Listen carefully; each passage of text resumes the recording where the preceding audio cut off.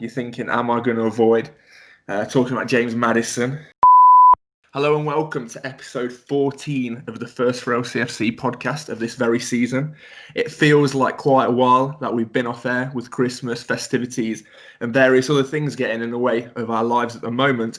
But I'm joined today with Ed and Austin. Unfortunately, Jamie can't join us. He's very busy with work. I'm currently working from home. Austin's over in the States and Ed's also working from home. So how are you both, guys? Ed, starting with you. How's life? Life is good. Yeah, life's all right. Yeah. You say it feels like a while since we've been here. It is mainly because it's been a while since we've been here, but it's nice to be back and back with some good form. So I'm looking forward to it. And what about you, Austin? How's life treating you over in the States? It's going well. The football's going well. So can't really complain. Probably haven't been on here since November or whatever. It's been a while. So, glad the team's playing well. That is, yeah. I mean, looking back on last time we even had a Skype call. Well, it would have been in December, but obviously, Austin, you hadn't joined us for the few episodes before that. So, yes, here we are, the trio. So let's get right into it. Obviously, at the time of recording, we are sat top of the Premier League. It's been a strange season, but a relatively consistent season for us. I mean, in regards to, our form hasn't sort of dipped and come back. I mean, we've had a few what we look back and think shock results, but or defeats in our case. But ultimately, we find ourselves top of the Premier League after 19 games, which is the midway point. So Ed, I mean, I'm not going to ask you to review every single fixture, but the Christmas period and obviously looking at Chelsea in particular, how are you finding us as a team? I'm finding us as a team. What a question. Yeah, let's just make it really general. As a team, how have I found us? Obviously, over Christmas, it's not actually been a particularly easy run. We played Spurs, Man U, Chelsea, a few difficult away trips in there as well, at least potentially difficult, and we've come out without a defeat, some clean sheets against some big team, clean sheets against Spurs and Chelsea, and we're on the back of 4 wins in a row now, if you include in the cup. So we're certainly on form, and I can't complain at all. Well, yeah, I mean, it's hard to disagree with that. I'm certainly not going to disagree with you. But Austin, I mean, looking at particular in Chelsea, it's been deemed a very impressive performance. Obviously, certain pundits are more focusing on the fact Chelsea were poor, but let's focus on us being great. So, what do you put this down to in particular? Obviously, Rodgers has had a fair amount of time as Leicester City manager, and he's got a great team or a great squad to choose from with a couple of notable players only on the brink of sort of returning, with Ricardo coming back yesterday for 15 minutes or so. But what do you put it down to, Austin? What's led us to the top of the table? I think it's what you said. It's us being a team. It was by far one of the best team performances I've seen, just in terms of everybody working together. We only had 36% possession that game. It looked like us of old, and us being a team working together, everyone tracking back on defense, and you just don't see that with Chelsea. They're individuals playing in the same color shirt, but with us, you see a team, and the team just looks so much better this season that I think we're playing much better than we did last year. Even the first part, we're maybe not having those blowout wins that we had, but we're getting results and we're playing well doing it. Well, it's interesting you should say. Obviously, you referenced the statistic about the possession. I wasn't aware it was that low, to be fair, but in particular, there was moments yesterday where it did make me think of the title-winning season. In particular, that Albrighton, that ball, that scooped sort of pass, which obviously presumably wasn't. I mean, who knows where it was intended, but ultimately a great assist in the end. So just talking about Albrighton and maybe a couple of the other players who remain from that title-winning season, what similarities do you think we still possess from that era, if you like, to this one, Ed? Like, are there any similarities, or do you think this is a totally different? Are we top of the league for totally different reasons? Well, first, I think you should always assume that all Brighton's passes go exactly where intended. He's a superstar player and he knows what he's doing. So I think that's a given. In terms sarcasm, I feel he deserves a bit more credit after the last few shifts he's put in. Well, he was. Who knows whether he'll even be starting when Ricardo's back? We can talk about it later if you want, but he was brought on and put on the wing. I know that may well have just been a sort of more defensive move to shore things up and give him some minutes, but I do know some people have suggested he gets put further forwards. But anyway, in terms of the actual question that you asked, I'll address that now. Obviously, the start, even though we had quite low possession in this game, I think it's hard to. It'd be a tough argument to make that the styles at all similar. Really, obviously, we're in a much more passing, comfortable on the ball now. It's not simple long ball football, or at least counter-attacking football all of the time, which it typically was most of the time for the title-winning campaign. I think the main thing that we've kept is sort of the squad mentality and the spirit and the togetherness. And I think you cannot sort of, I don't know, you can't underestimate the impact of that, because like Austin said, teams like Chelsea, they are full of excellent players, but there isn't that sense of team and working together and the squad mentality, and it just shows, you know, maybe man for man they are as good, if not, you know, at least they've got some superstars that are certainly bigger names than what we've got, but without that sort of gelling and working as a team and camaraderie and having each other's backs and knowing what each other's expecting to do, we dominated them. Yeah, they had all the possession, but you never felt like they were going to do anything with it. And I felt, despite the stats, it was quite a comfortable game.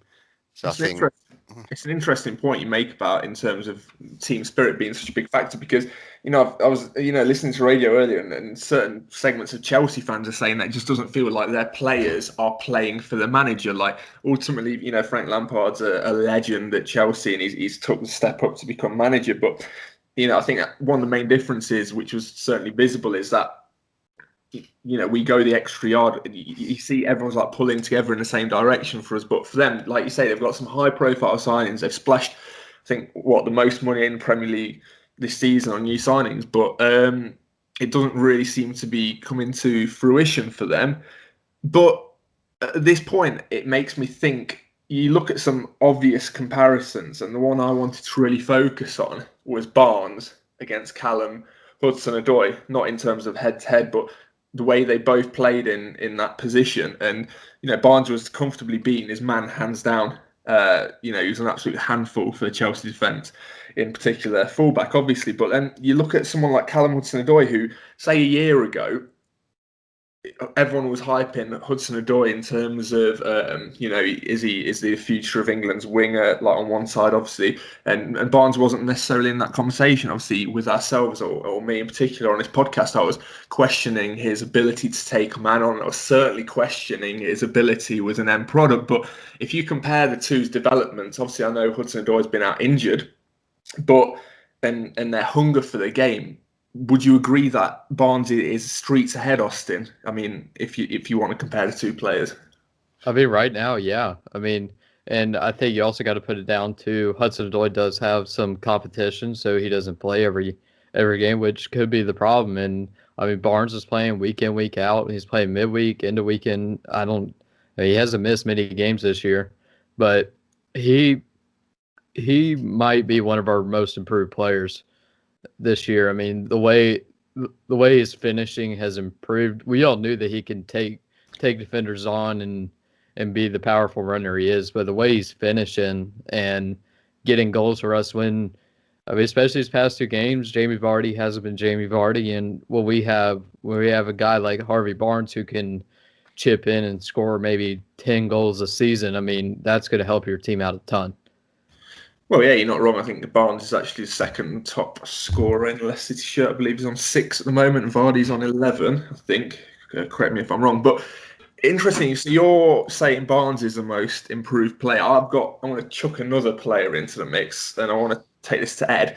What do you make of Justin's progression this season? In particular, I think we have on record you saying earlier in the season that as soon as Ricardo and Castagna are fully fit again, Justin becomes the best first replacement. Obviously that's a fair point you made at the time. You felt it was a fair point. Do you stick by that now, or can you see us fitting all three options into starting lineup? Well, first of all, I thought you were going to suggest the most improved player was Mendy. After everybody's been on the podcast, I've been the lone voice and saying he's not actually that great. But now it's Justin's turn. On record, you've not been full of praise for either player. Obviously, like I said, I'm being fair. That was 2 months ago now potentially. Has he impressed you, and does he deserve a starting place in the Leicester City team? I stand by what I said 100% at the time 2 months ago. In that, when Justin came in and played either last season or at the start of this season, I never felt convinced that about him, both in attack and defence. I thought he was a decent option as backup, and given his age and the fact, Ricardo may well move on to a mega club at some point, knowing how good he is, that he'd certainly be one for the future that we have high hopes for. I did, however, think right now he's not quite there. And if Ricardo hadn't got injured, I'd almost certainly be saying the exact same thing here. But the thing is, in football or any sport really, sometimes you do, the stars align, you do get a chance, people get injured or suspended or whatever, and you're given a run in the first team, and that first experience of first team football is invaluable. And if you impress, even if the player, I don't think anyone can argue that Ricardo is worse than Justin, but even if Ricardo is overall the better player, given how well Justin has played, it's very hard to drop him at the minute. I'd argue, actually, if someone was to get dropped, it would be Castagna, and they'd play Justin and Ricardo, or possibly even, like I touched upon before, they may well drop Albrighton and play Ricardo further forward. But I guess the point I'm making, it's a similar vein to the Fofana and Soyuncu situation, actually, in that, Fofana probably was not brought in to be first choice centre-back, or even one of the first two choices centre-back. When he first signed, he was a young player, potential for the future, backup option to the absolute solidified player in Soyuncu and Evans. But Soyuncu's been injured. He's probably fit enough to start now. But Fofana, since he's got that run in the first team, has been absolutely great. And it's just like, it's very hard. I'm sure if and when he does something bad, or he goes for a few games in poor bit of form, there might be scope for bringing these more established players back in. But it's very hard to take them completely out of the team. I know this may sound a bit contradictory because, everyone was saying Mendy was doing well. And I was like... say the same thing. Yeah. You made one for a Will or Big Will. I was like, whatever you say, indeed he's got to come in. But I think that is a little different purely because... Well, I guess I think Mendy did well. I don't think he was even close to being one of our standout performers game in, game out. And I do think there was limitations to his game.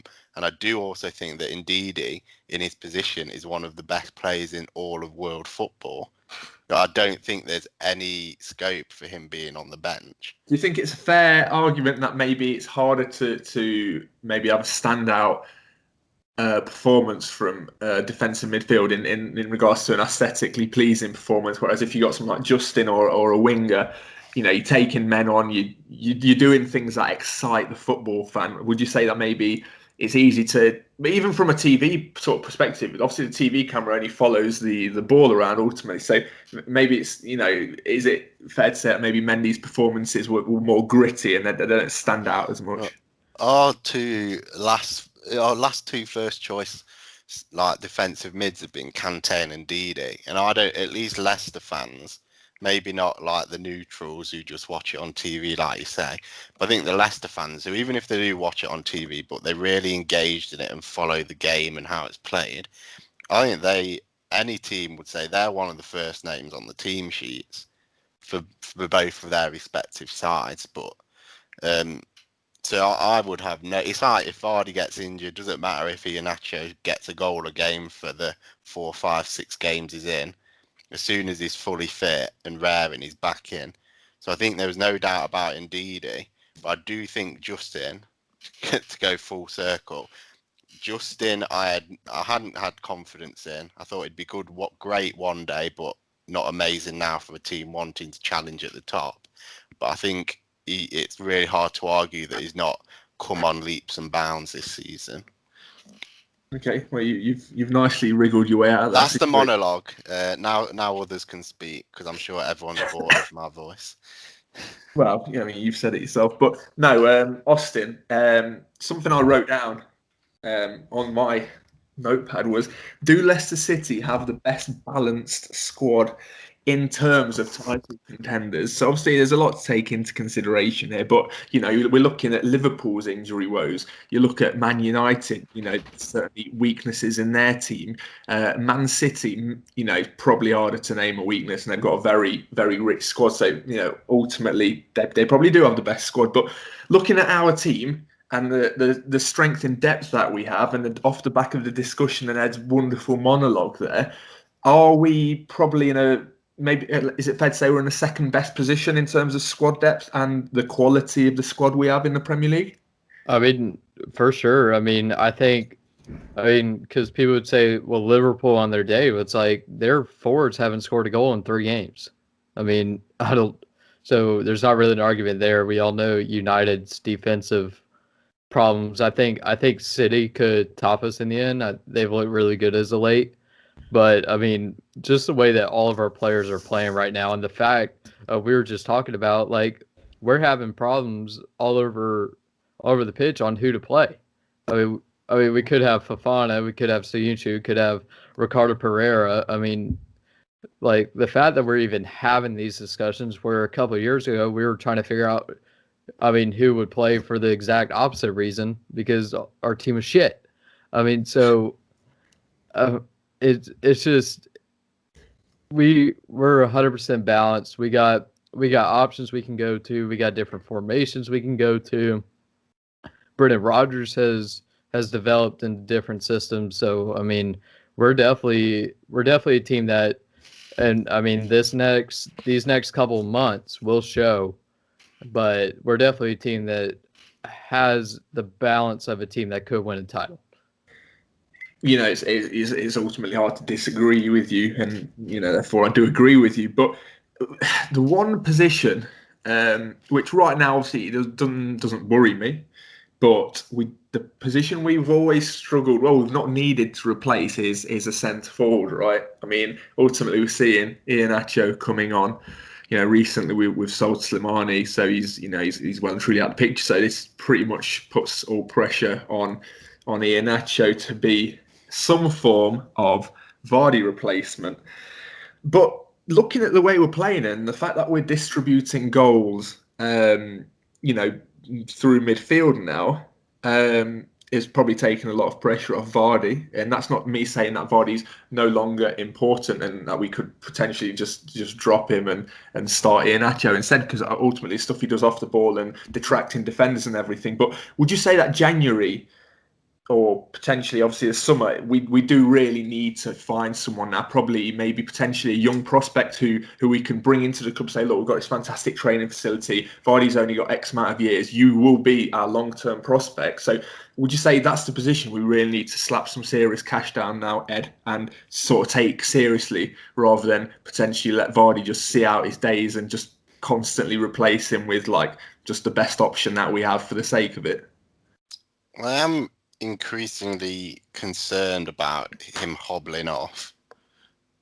I know, like, he's had this long-standing hip or issue or whatever it is, but it seems like every match now or at least the last few anyway. Maybe I'm exaggerating, but the last few he is either being taken off early or he's limping around the pitch, and when his speed's so important, if you're struggling to walk, then is obviously going to be less effective than he usually is. So with that in mind, I do think it's worth looking now, and maybe that being the focus of what we do going forwards, perhaps in addition to an extra winger. But other than that, really, I'm quite content with the squad. So I think like defensively, we've said we've got loads of options. Casper's solid as he always is. We've got loads of midfielders, providing none of them leave all right there. We've got Barnes and Vardy, but other than that, we've got sort of a lot of backup options. I think it would be nice to splash some cash on a first, like someone who's going to go straight in, star winger. But other than that, yeah, it is forward now. I've seen we've been linked with the striker from Celtic again, Edouard. Whether there's anything in it, who knows, but it would make sense given his link up with Rodgers in the past. I think someone like that as well would be a decent option. I think he's pretty young, 23 according to Google. He's coming from SPL, so he's maybe not absolutely expecting to be first choice immediately at a big Premier League club, which sounds weird to say, but we are now, given the last couple of seasons. European experience. So yeah, it's not like when you say young player, I suspect you're not talking about a 17-year-old prospect. I'm thinking, yes, young enough and to have a potential focus enough for them not to be too worried about being on the bench fairly often, but certainly somebody who in the next 2-3 years will be able to reach the peak of their game. I've also seen, here's one name which completely goes against this idea of a prospect. I've seen Danny Ings is putting off signing a contract with Southampton because he wants one last go at Champions League club. Now, he's 28 now, but has obviously been doing great things at Southampton. Like, what would you think about a move there at the end of the season? I was just listening to a debate about this, and I understand the stumbling block is that he wants a release clause in his new contract. He is very injury prone, and I feel like he's just on the top side of that bracket of even age of player that we should be probably looking at, because it won't really be a longer term replacement, will it? I mean, as soon as he gets to 30, we'll be having the same discussion again.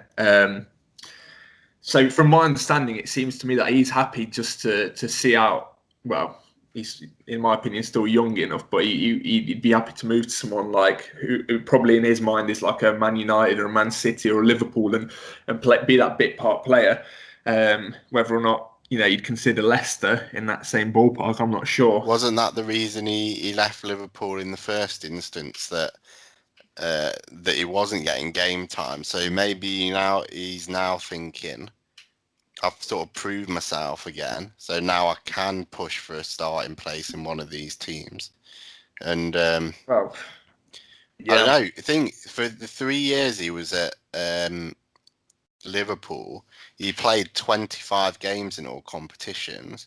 Now, is there scope for him, due to that, having a few years of not doing much? Could he have a Vardy-like career where perhaps he has a few extra years in his legs compared to other people because he wasn't playing regular first-team football? Well, I think the last thing I'd describe him as is having a few more years left in his legs, because fundamentally he's very injury prone. So, I mean, it'd be a gamble. Like, on in terms of transfer fee and other things. I don't know. I wouldn't be interested in. Well, I mean, I would be interested in, but not. I don't know. I think Edouard is a better option out of the two if I had to choose one. But only time will tell. Just the last thing about Vardy. I'm looking at his goal scoring record, and in his season at Fleetwood in 2011, 2012, he actually scored 31 goals in 23 games. It's just rare that you ever see more goals than games scored. But ultimately, he's obviously scored he scored better than 1 in 2 since that. So that's it's given that he spent about 8 years of those in the Premier League. That's very fair. But I think it's the moment that you guys and probably Jamie listening as well as other keen listeners are waiting for. You're thinking, am I going to avoid talking about James Madison? The answer is that no, I'm not going to avoid speaking about James Madison. I think it's notable, it's on record. Obviously, Ed was poking fun at me yesterday on Twitter, sharing a famous voice note that I posted. What was it? Mid-December, early December, saying Madison is not doing enough. Therefore, he can't be branded in the same category as someone like Jack Grealish. He doesn't deserve to be in the England squad because he hasn't got an end product. He can't score. His assist stats have been low. And similar to what Ed said in regards to Justin, at the time of recording, I felt that was fully justified. I feel like if someone comes to me and argues, look, but no, in the start of the season, his stats were actually really good, then fair enough. But I believe at the start of the season and the end of last season, James Madison's stats weren't that good. However, if you now ask me the same question, are his stats good enough? Yes, they are. And he said himself on record yesterday that, Jamie Carragher amongst other pundits have said, no, you need to add more goals to your game. He said himself he's starting to make those runs like Frank Lampard, obviously the manager of Chelsea, did in his pomp. He's loitering. He's sniffing the ball out on the edge of the box. He's the furthest man forward, even further than Vardy. He's creating as well. So here's my apology, James. I know you're an avid listener of the podcast, and I feel like you have come on a great deal. This season, the quality was always there, but the end product was lacking. I think no one can disagree with me. But now you're creating the assists, you're scoring the goals, and ultimately you are the first name on the team sheet probably for Brendan. And people who play fantasy football, you're probably all considering bringing James Madison into your team. Would have you honestly done that earlier in the season? Looking at stats, no, you wouldn't have. So yes, James Madison is a class player. And therefore he will be back in the reckoning for Gareth Southgate's England squad should he continue this magnificent form, which I hope he does sincerely. But it's great to see him in his post-match interviews as well. I think it's just refreshing to see a player, speak from the heart. He sounds like a fan. So Austin, I'll let you reply to that. I mean, is that fair praise now for James Madison, do you think? I mean, yeah. I will say I was with you because I mean, at least at the time you said that, I mean, he went a period of about 2 months where he got 0 goals and 2 assists. I mean, it was just not working. Now he's had 3 goals and assists in his last 4 games. I mean, I think right now he should start for England. He's better than Mount. I mean, I didn't watch the game much yesterday, but I mean, I'm not a big fan of Mount at all. But I mean, I think he's 100% in the England team. When he gets playing, he gets where he can turn and face the defense. I mean, he's one of the hardest people I think to stop in that situation when he's on his game. And we saw it his first year, and we saw it in part in the first half of last year. Now he's kind of turning it on. I think, and partly that may have to do with Euros. And in fact, I think that injury took him out for so long, and you never know, he could finally be getting to 100% this past month. I mean, you just don't know, but he's definitely one of our best players right now. Well, yes, I'm in full agreement with you there, Austin. I mean, Ed, have you got anything to add? Any salt to rub in my very sore and open wound right now? Oh, I hope your wound closes. Well, first of all, I think we all know that he used Carragher as a pseudonym. he was definitely referring to you, because we all know that he hates you, which is fair enough after your horrible comments. But he's been playing really well recently, and he's been part of. I don't think we ever went for a rut, but at some stage, what was it, early December, late November, I seem to remember, we went through a couple of games not playing as well, not getting the results we wanted, but he's certainly turned a corner and he's brought the rest of the team with us, with him. So, yeah, well done to him. On the England front, I do struggle to see him getting back in the England team, though, to be honest. And I say that not because I don't think he's good enough, but for both factors regarding competition and, well, favouritism, really, which shouldn't really be an issue, but it is. We know Southgate does like Mount, but then in exactly the same position, you've got players like Phil Foden, who's been playing great for Man City recently, and there is that sort of big club bias, but he has been playing very well when he does play. Grealish has been he's sort of had potential for a while now, but he's been a bit of a superstar this season. So I think he's probably out of all of them in those four, he's the nailed one.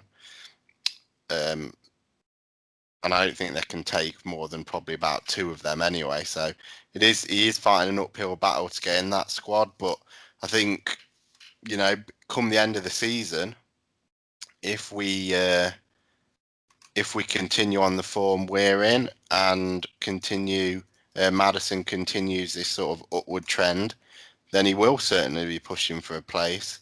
I seem to remember, when we won the league, certain players who are now on loan to a Turkish club from Chelsea under 23s got an England call up.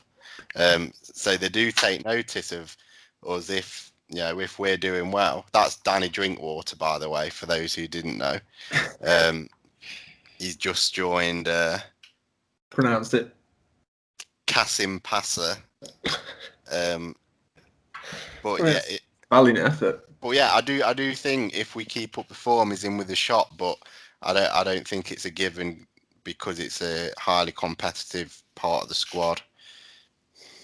Okay, well, you've summarised it well. What are your views? Do you think if say tomorrow is the deadline for picking the England squad for the Euros, and there's probably room for two of Grealish, Madison, Mount, and Foden. We'll play both. Who do you think they'd pick, and who do you think they should pick? I mean, I'll answer your question, but it's just interesting. After all the stick I've been given in our group chat and even publicly on the First4LCFC account on Twitter, you're saying that Madison still hasn't done enough to merit an England space. But I think surely now, I mean, yeah, I get there's a bit of big team bias. I think a lot less than what there has been in history with other England managers. But surely now, if you're picking on form, Madison is the form player out of those four that you've mentioned. So, I mean, for me, if it was picked tomorrow, he'd have to be going. But now, obviously, he'll be judged over, hopefully, the course of at least the second half of the season. So if he carries on being consistent, he'll feel very hard done by. I just don't feel like all four players, two of them will probably have a worse second half of the season than the other two. So, we'll see. But if it was to be picked tomorrow, I'd find him hard done by if he wasn't. Well, who do you think Southgate would pick? I think Foden's just like the golden boy. And even if he wasn't, I just feel like if we're going to do that big club bias thing, then I feel Foden has that spot in the bag. But Mount's a different player. I think Mount does the defensive side of the game better as well. So I feel like he's got a shout there. And like you say, he's obviously been favourite, one of Southgate's favourites. So I think ultimately, do I ever see a world where both Grealish and Madison go to the Euros? I think it's literally, we could take three of the four, but I don't see Grealish and Madison going. Well, just for a comparison, regarding the comments on favouritism, Madison has his 1 England cap. Mason Mount has 13 thus far, so he's certainly, even though I think all Leicester fans would argue that Madison is definitely the better player, maybe Chelsea fans would argue in the opposite direction, but it is Southgate who has the final say, and he does appear to have a prefer Mount at the minute. What do you think, Austin? If you were to pick the team, not that you have, maybe you're more objective on this as a not an England supporter, but if you were to pick the team, which 2 of the 4 would you pick? I mean, I would pick Grealish and Madison because I think them two together is I don't know any I mean maybe a couple defenses in the world that I think could deal with that. But I really like them two together because I think they are 2 different players, but them together are really good. I mean Foden's had a really good. I mean I've said this before. I don't like Mason Mount, but I think yesterday Madison kind of said it a little bit in his interview that he kind of played a little bit deeper against Chelsea, and maybe that'll show Southgate that he can do a little bit of defensive work. But go back on big club bias in Euro 2016. Remember, like Danny Drinkwater was on the verge of making the England team, but Hodgson picked Jack Wilshere, didn't even play a game that season. That's a rogue decision. I remember that. But yeah, I think yeah. 2 great players though, Wiltshire and currently plays for a championship club. If you've not seen, he's just joined Bournemouth, I think. Yep. And yeah, the other Chelsea under 23s just sent him out on loan. So yeah, okay, they've come good. Look, either way, we've got our fingers crossed for Madison or Leicester City prospects, including Justin, who I know Jamie's a big fan of, and obviously Harvey Barnes, who he's heralded since day one. Have been being got a poster of Barnes, doesn't he? Yep, right above his bed, I believe. But anyway, enough of that. How I want to summarise and end this podcast is let's be reflective. Let's look back at the start of the season. We always send in our predictions, and I've got a spreadsheet open now of how we predicted it. Before I tell you where we predicted Leicester, because I'm presuming you guys forgot, where do you think you predicted Leicester, Ed? Which position do you think you put them down as at the start of the season? I'm gonna guess. Well, I would say 5th or 6th, but probably 6th. No, interestingly, you actually had them down as 7th. And Austin, what did you do you think you thought more optimistically or worse than that? No, I think I picked 7th or 8th because I thought that we would really go after the Europa League. Yeah, you are right. Well, half right. Obviously, you said 8th at the start of the season. And Jamie also said 8th, and me and Ed said 7th. So I mean, right now we're all massively overachieving. In terms of title contenders, it was Austin who said Liverpool, and the rest of us said Man City. I think the one I'm worrying about costing me is me putting Arsenal as 3rd. Other than that, I mean, it looks the relegation teams. We're all sort of in amongst Burnley, West. Well, if you want me to butt in, well, you probably don't want me to, but okay. Arsenal are the second most informed side in the Premier League at the minute. 13 points from the last 5 games, so 4 wins and a draw. Yeah, I mean, to be fair, Jamie had them down as 7th. I'm not going to recite the whole thing to you, but yeah, I mean, looking right now, it's whereabouts it should be. It's just Leicester City. Yeah, none of us had them in the top 6. So now, okay, whilst the majority of the teams are sort of in and around the midway point of the season, would you like to revise your guesses of Leicester City finishing 7th or 8th? And Ed, where do you think we're going to go on? Put your neck on the line, and we can. I'm just getting the live Premier League table now, because it is somewhat of a false position we're in now. Realistically, when all the games in hands have been played, we're probably going to be third, but we'll also only be 3 points off sixth. I've not seen enough from the other teams to make me extremely scared. I still think Man City are going to win the league, and I think Liverpool. I think their issues are more to do with injuries. Like they're having to play 2 centre mids in centre back, so they're struggling in that sense. But I think they will overtake I us. mean, ultimately, first of all, are Leicester City title contenders in your opinion?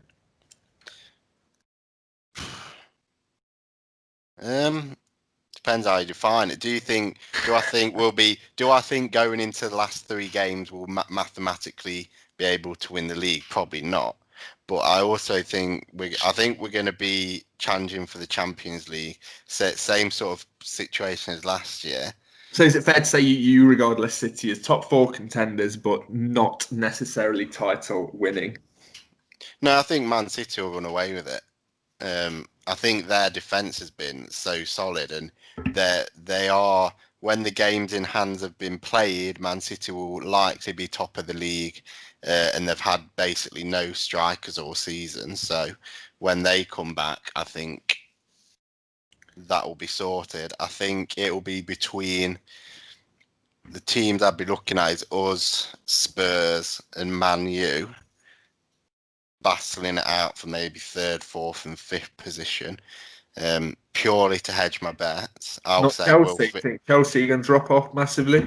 Well, they already have. They've got 1 win in the last 5.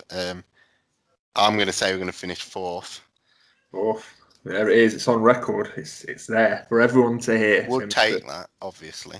Yes, of course. I mean, it's relative though, isn't it? You judge it. Right now we're top, and I was saying very similar this time last year. Not expecting anyone to remember, but it is all relative. Like, I was adamant that if we finished outside the top 4 this time last year, it'd be a failure. And we did finish outside the top 4, and for me, it did feel like a failure. So for me, again, relatively speaking, I'll reveal my answer after I've asked Austin, though. Are we, first of all, title contenders in your opinion? I mean, I mean, it's so tough. So much hesitation. It's a no, isn't it? I think right now, like if we're saying right now, yes, but like my definite answer, I don't think would come until after February. I think if we can get through February pretty decent, then and see where we're at, then I could say yes. But interested in what Ev was saying, like talk about us, United and Spurs. 2 of our last 3 games are away to United and home against Spurs. And we also have Chelsea in the middle of that. That's our last 3 games. So wasn't that the same as last season? It was United, Spurs, and Spurs. It ended at United, wasn't it? Yeah, the third to last game was Tottenham, and then it was, I can't remember who the middle game was, but it wasn't an easy one. But I think right now we are basically. I mean, we're top, and I do think City are going to win the league. I just think that they just seem to be clicking right now. I mean, they've won 5 of the last 5, probably more than that. They got games in hand, like Ed already said, they're getting their strikers back. But I mean, if we're gonna make a run at the title, we're gonna have to have a pretty.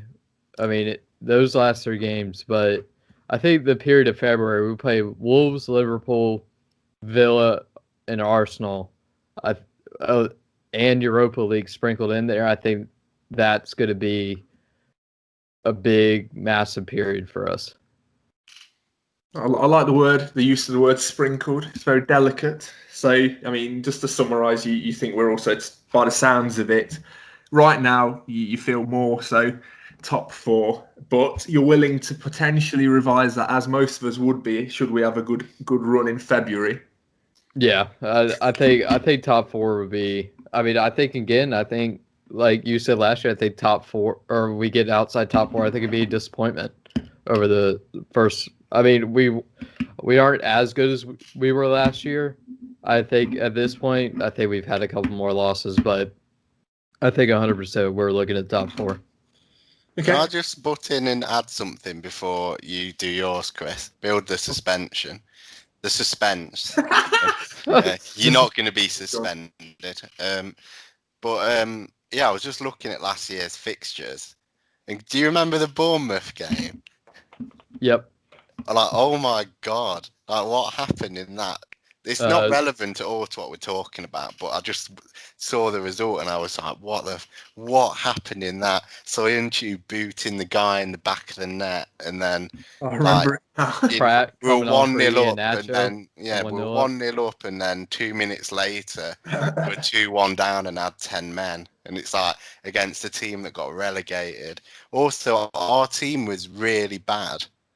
Like the last few games we started, there was a bit of switch over, but in our starting lineup we had like Bennett, Luke Thomas, Fuchs, who's it, Morgan, all this for a team going for the Champions League. Crazy times, but I think it does. Our team is just, even though we've actually only added 2 or 3 players to the squad since then, I just think our squad's so much better this year. But yeah, sorry, that's just me thinking out loud. Chris, what's your prediction? Thank you, Edward.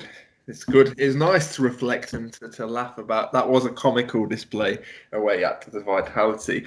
But no, I'm going to be more positive than you guys. I think I often criticise myself for being negative. But look, you've sort of answered it for me. This year, it just seems like we've spoke about in the podcast, we've got a better balanced squad, subject to not getting any injuries. Should we see the second half of the season through with as much confidence as we have the first half, and we withstand any pressure, or we don't crumble as famously Brendan Rodgers' sides have in the second half of the season. Even Rodgers himself in last night's press conference was saying we're going to keep plugging away, and he was basically saying that it's hard not to regard us as contenders right now, and that's something that's different, isn't it? When Ranieri was in charge, we never mentioned it. It was like no, we're just we're overachieving. So it's different. There's that mentality there. There's that belief.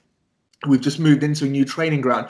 The feel-good factor. There's certain factors like no fans. Obviously, that's a constant. They're probably not going to be allowed back in for potentially for the rest of the season. So there's many factors that are controlled right now, and we seem to be playing well with them as they are. So for me, I just think it's one of those seasons where it's unpredictable. I won't be surprised if a big team, if you like, gets relegated, but I wouldn't also be surprised if a not so big team won the league, and by that I'm going to put us and Spurs in that bracket as maybe a team that's come out of the blue a little bit. So right now I do think we're title contenders, and I think ultimately the winner of the league is someone who's going to probably pull away from it, and I think Man City will be there right until the death. And as the season goes on, I think certain teams will start dropping away as the matches played start to balance out. I think the table will certainly have a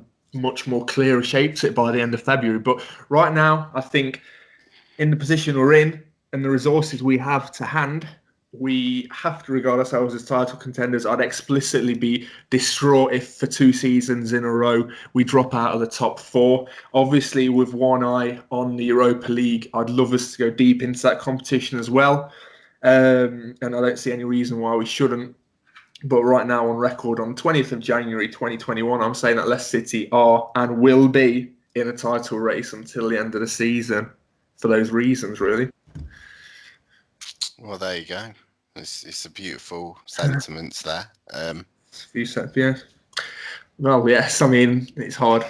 I don't expect any questions in return to that. But anyway, we're not going to get bogged down in discussion about the FA Cup or the Europa League necessarily right. Even though we have got the FA Cup on Saturday, I think we're all in agreement that we'd be happy to see some of the fringe players get minutes there.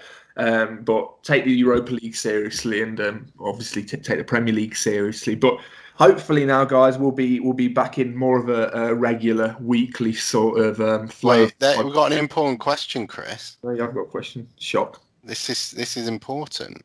Okay. How many changes do we make?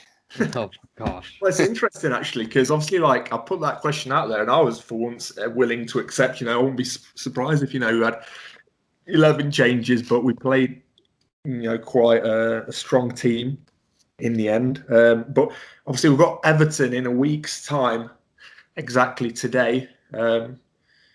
So yeah, I'm expecting, I don't know, 6 changes, but I think at the same time it's probably important just to keep that consistency maybe ticking over in regards to. But yeah, you obviously need to rest some of the more key players as well. But I don't know. Then again, Brendan Rodgers could just make a host of changes. Well, Jamie has predicted the score will be 2-0 to Leicester and under will score. Another clean sheet would be obviously there'll be 3 2-0s on the spin and 3 obviously clean sheets on the spin. Probability suggests that's probably not going to happen. But is football a probability game? No, it's not. So you give minutes to the likes of Ricardo, Soyuncu, under. Nacho, Mendy, or even Big Dan Amati, my favourite player in the squad. Ward, Luke Thomas. There's scope for a lot of changes here. Maybe Damari Gray, get him in the. He's probably going to leave, isn't he? So give him one last go. Well, we made 2 changes against Stoke. Like on a regular team, we only made 2 changes, which was Pratt and Perez. So and now Pratt's injured, so yeah. So Pratt's injured. But yeah, I think you're kind of right. I mean, I agree with. I don't think this is going to be it's going to be a strong team because we got the depth, but it's not going to be I think 7-8 changes is where we're going to go. Yeah, I mean, somewhere. Let's be nice and vague. I'll go between 5 and 8 changes. That's basically probably going to be right with that number. But ultimately, the players you've mentioned there, that we should have enough to get past. They're an informed Brentford team, but ultimately they're probably going to look to rest a few players as they're looking to get promoted. Excuse me, from the Championship. But nonetheless, that's it for this week's podcast. It's not. It is. I feel like I've got a rumor just to talk about that's just popped up. That's fine. According to reports in Germany, Red Bull Leipzig are interested in taking Kelechi and Nacho on loan. It's interesting, obviously, because Gray's been linked with by Leverkusen. So, and there is this thing for obviously German clubs, but typically coming in for young Premier League players. So it's interesting that they're eyeing them too. They must see something in them that we obviously haven't seen right now. The beauty of the rumour mill churns on. But are we? I'm not going to restart a whole discussion here. But are we in a position to sell Nacho without having someone as a replacement? I'm not sure who's their striker. They got a really good striker. They got Poulsen, I believe, if he's still there. Yeah, is he? I know. Is he getting on a bit, or is he young, or what? No, he's pretty young. He's I think he's 23-ish. Well, without even knowing anything about him, maybe if he comes in the opposite direction, that would be a nice deal. But he's 26. Sorry. Oh, okay. Well, Iheanacho is not. He's not the youngest anymore, is he? Let's see. He is 24. Yeah, 24. Okay, bit of cash back for them then. But no, I'm not necessarily suggesting sort of deal. But I'd basically saying that if Iheanacho goes, then we have to replace him because we quite literally don't have a centre forward waiting. So, Paris. Well, yeah, I mean, can't disagree with you. He's not played as a centre forward, though, being my point. But anyway, I'm not even going to let you interrupt anymore. So that is it from this week. Obviously, want to hear your feedback. We're sure we're going to see some of the regular faces tweeting. Hopefully, delighted that we're back on the air. But otherwise, yes, we'll try and be more consistent. And let's hope for FA Cup progression. And, we'll probably speak to you before the Everton game. So, yes, have a good week ahead, guys. Thank you very much.